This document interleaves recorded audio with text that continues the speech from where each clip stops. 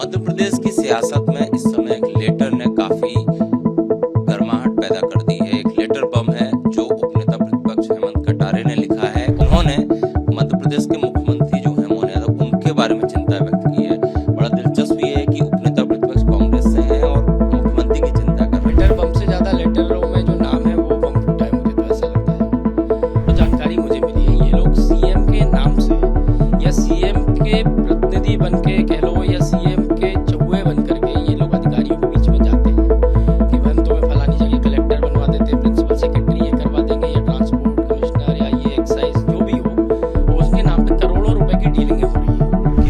फिर इस बार कांग्रेस मध्य प्रदेश की विधानसभा में इसी तरह के रोड़े अटकाना चाहती है, एक सकारात्मक विपक्ष की भूमिका नहीं निभाना चाहती है, तो जनता उसको देख रही है। देखिए, कांग्रेस में एक होड़ छिड़ी हुई है कि कौन कितनी सुर्खियां बटोरता है कुतर्क करके।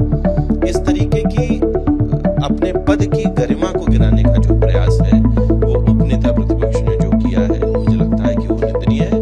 अगर उनके पास कुछ है तो उन व्यक्तियों के लिए ठोस आधार के साथ बात करें। मध्य प्रदेश की सियासत में इस समय एक लेटर ने काफी गर्माहट पैदा कर दी है। एक लेटर बम है जो उपनेता प्रतिपक्ष हेमंत कटारे ने लिखा है और इन्होंने मध्य प्रदेश के मुख्यमंत्री जो है मोहन यादव उनके बारे में चिंता व्यक्त की है। बड़ा दिलचस्प ये है कि उपनेता प्रतिपक्ष कांग्रेस से हैं और मुख्यमंत्री की चिंता कर रहे हैं। सर, लेटर आप उपनेता प्रतिपक्ष हैं और आपको मुख्यमंत्री की छवि की चिंता हो रही है? बिल्कुल, मुख्यमंत्री जी हमारे प्रदेश के मुख्यमंत्री हैं। जब तक विधायक थे तब तक कोई दिक्कत नहीं, अब कहीं ना कहीं पूरे प्रदेश का, और मैं तो समझता हूँ बीजेपी ने तो उनको यूपी और बिहार को देखते हुए भी बनाया, तो चिंता तो होनी चाहिए। तो इसमें कुछ गलत नहीं है। और लेटर बम से ज्यादा लेटरों में जो नाम है वो बम फूटा है, मुझे तो ऐसा लगता है।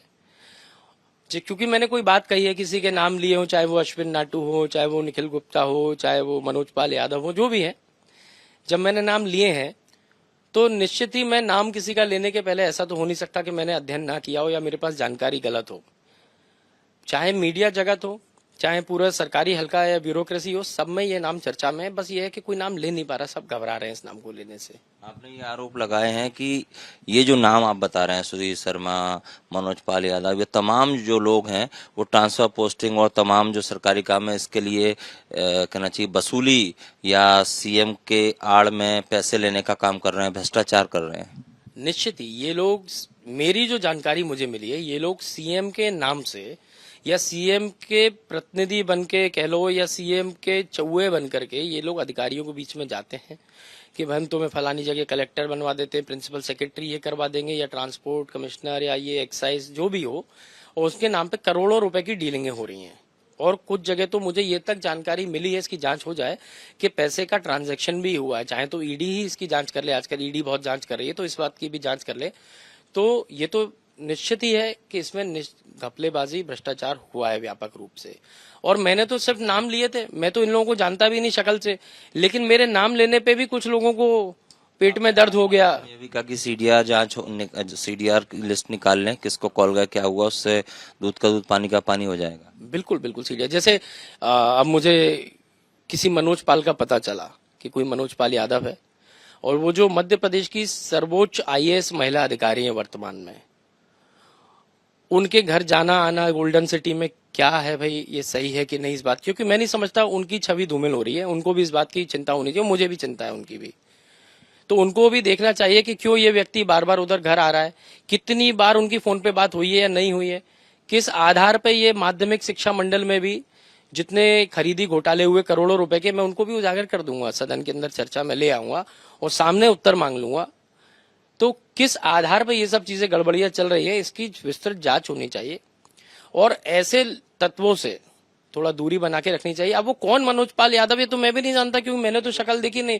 सूचना आई, मेरे को चिंता हुई, जैसा कि आपने देखा भी, तो मेरी चिंता मैंने जाहिर कर दी संबंधित के प्रति। सीएम को चिंता है उनके फेस की, क्योंकि अगर इस तरह के लोग ये कर रहे हैं, सीएम इन्वॉल्व है नहीं है, ये तो कहना बहुत जल्दबाजी होगी, लेकिन ये जो लोग हैं जिनके आपने नाम लिए कि ये सीएम के फेस की आड़ में या उनके वियाप में या उनको अंधेरे में रखकर भ्रष्टाचार कर रहे हैं, तो क्या सीएम का कोई जवाब आया आपके पास?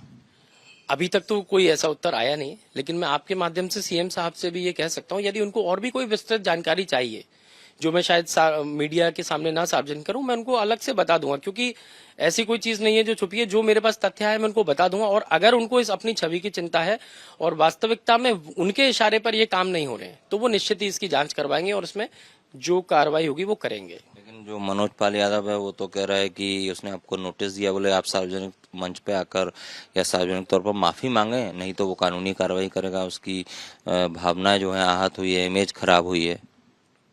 मुझे नहीं पता क्या इमेज है उसकी वैसे तो, और मेरे को कोई नोटिस मिला नहीं है। यदि आता है तो मैं फाड़ के फेंक दूंगा। ऐसे ऐसे सड़े नोटिसों के लिए ना मेरे पास पढ़ने का टाइम है, जवाब देना तो खैर बात की बात है, तो अभी प्राप्त नहीं हुआ। आता है तो उसको पहली फुर्सत में फाड़ दूंगा। दूसरी चीज, लीगल नोटिस तब दिया जाता है जब किसी का लीगल राइट प्रभावित हो रहा हो, है ना।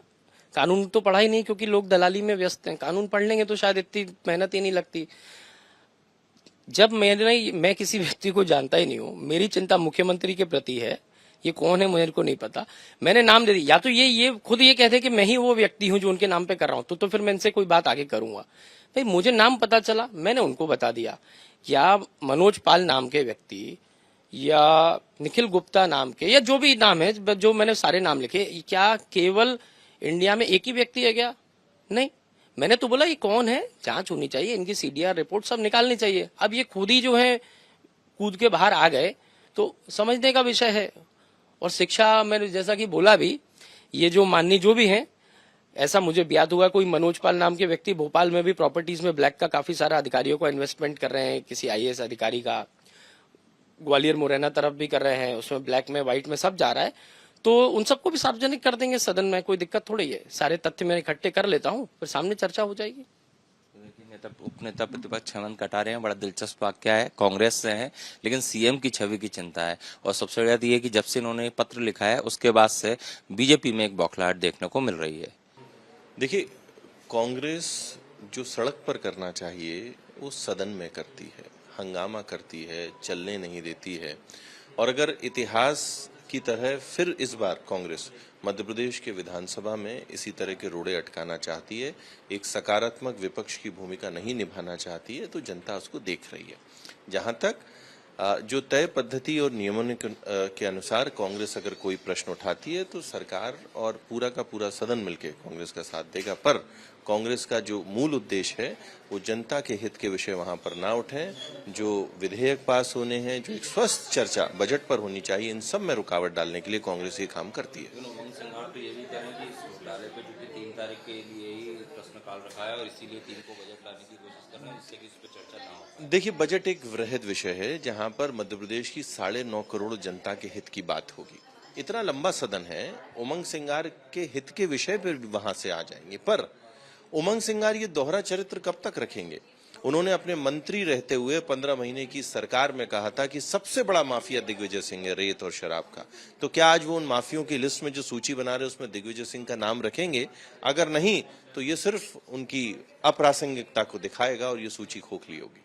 एक चिट्ठी उपनेता प्रतिपक्ष हेमंत कटारे ने लिखी है सीएम की छवि दोगुनी करने की बात वो कह रहे हैं। देखिए, कांग्रेस में एक होड़ छिड़ी हुई है कि कौन कितनी सुर्खियां बटोरता है कुतर्क करके। इस तरीके की अपने पद की गरिमा को गिराने का जो प्रयास है वो उपनेता प्रतिपक्ष ने जो किया है, मुझे लगता है कि वो निंदनीय है। अगर उनके पास कुछ है तो उन व्यक्तियों के लिए ठोस आधार के साथ बात करें, नहीं तो व्यक्तियों ने पहले ही कह चुका है कि वो शायद उन पर मानहानि का मुकदमा दायर करेंगे। कैमरामैन संजय अंकिल के साथ Satyavrat Singh, Republic Media Network, Bhopal.